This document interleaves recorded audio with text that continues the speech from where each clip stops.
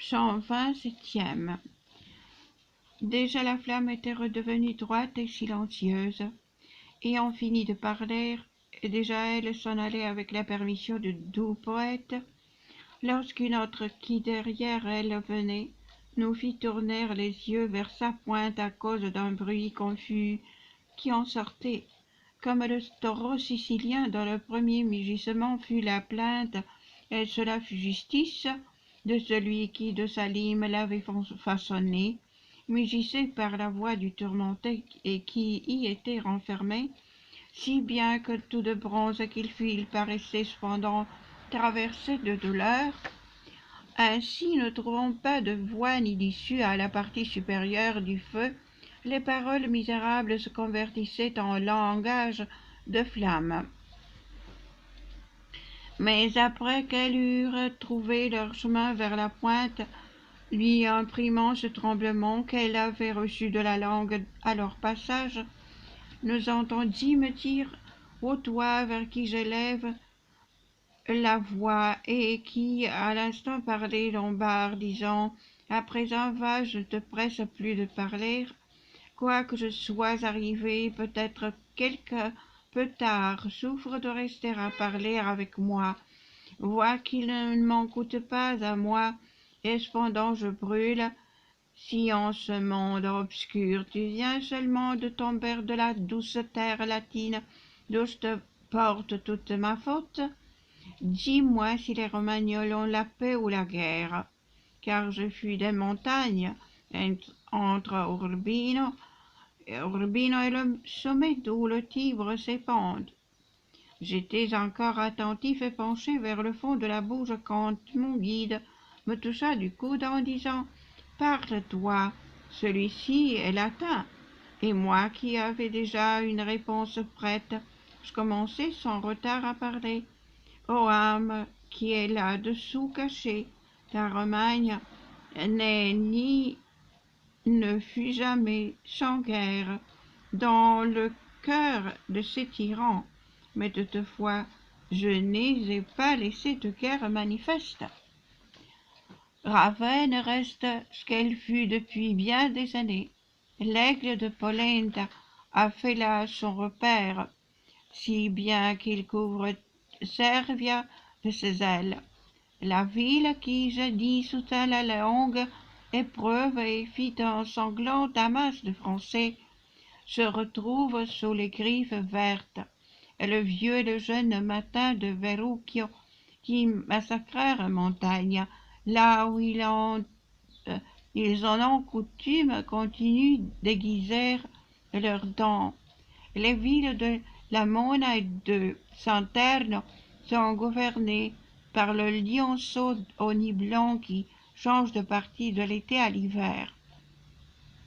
Et celle-là donc, le Savio baigne le flanc, de même qu'elle est située entre la plaine et la montagne, vit entre la tyrannie et la liberté. À présent, je te prie de nous conter qui tu es, ne sois pas plus dur qu'aucun autre ne fut, et que ton nom dans le monde vainque l'oubli. Après que le feu eut un peu grondé à sa manière, il agita de ci de là sa pointe aiguë et laissa fuser dans un souffle. Si je croyais que ma réponse fût faite à quelqu'un qui un jour retournerait dans le monde, cette flamme demeurerait sans plus s'agiter, mais parce que de ce gouffre personne jamais ne revint vivant. Si est-ce que j'entends tirer frais, sans crainte de honte, je te réponds. Je fus homme de guerre et puis cordelier. Voyant, saints de la sorte me rachetèrent, et certes ma croyance fut réalisée, sans le grand prêtre à qui mal en prenne, qui me replongea dans mes premières fautes, et comment et pourquoi je veux que tu l'entendes. Pendant que je fusse l'esprit vivant des os et de la chair que ma mère me donna, mes actes ne furent pas dans lion mais dans renard.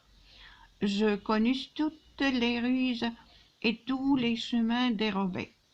et je l'ai pratiqué de telle sorte que jusqu'au bout de la terre le bruit en résonna. Quand je me vis arriver à ce moment de mon âge, où chacun devrait amener la voile et rouler les cordages, ce qui autrefois me plaisait me pesa, et repentant et confessé, je me rendis à Dieu. Hélas, malheureux que je suis!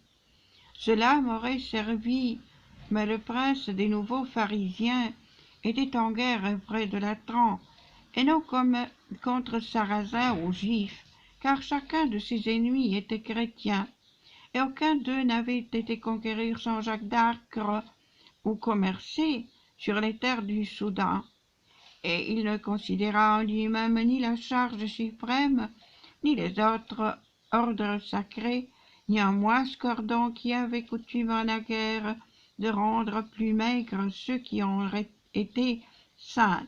Mais de même que Constantin, dans les montagnes de Soracle, appela Sylvestre pour qu'il le guérît de la lèpre, ainsi il m'appela comme médecin pour le guérir de sa fièvre d'orgueil. Il me demanda conseil, je me tus, car ses paroles me parurent celles d'un homme ivre. Il me dit ensuite que ton cœur ne s'inquiète pas. Dès à présent je t'absous, et toi enseigne-moi comment jeter à terre Prénestina. Je peux ouvrir et fermer le ciel, comme tu le sais. C'est pourquoi sont deux les clefs qui ne furent point chers à mon prédécesseur.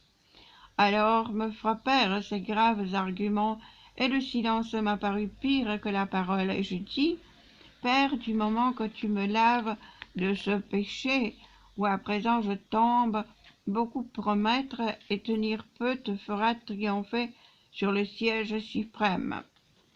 Quand je fus mort, François vint me chercher, mais un des noirs chérubins lui dit, ne l'emporte pas, ne me fais pas tort.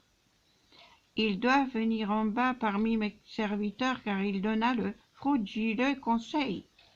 Depuis lors, je le tiens aux cheveux, car on ne peut absoudre qui ne se répente pas, ni l'on ne peut se repentir et vouloir tout ensemble, à cause de la contradiction qui n'y consente pas. Oh, malheureux que je fusse, combien je tressaillis quand il me saisit en me disant, peut-être ne pensais-tu pas que je fusse logicien. Il me porta Minos, celui-ci saignit 8 fois de sa queue ses flancs durs, et après qu'avec grande rage il se fut mordu, il dit, celui-ci est un découpable du feu receleur. C'est pourquoi ici où tu me vois, je suis jeté, et ainsi vêtu je vais me désolant. Quand elle eut ainsi achevé son récit, la flamme plaintive s'éloigna, entordant et agitant sa pointe à aiguille. Nous passâmes outre, mon guide et moi, sur l'écueil jusqu'à l'autre arche qui recouvre le fossé, dans lequel portent leur peine ceux qui, en excitant la discorde, se sont chargés d'un fardeau.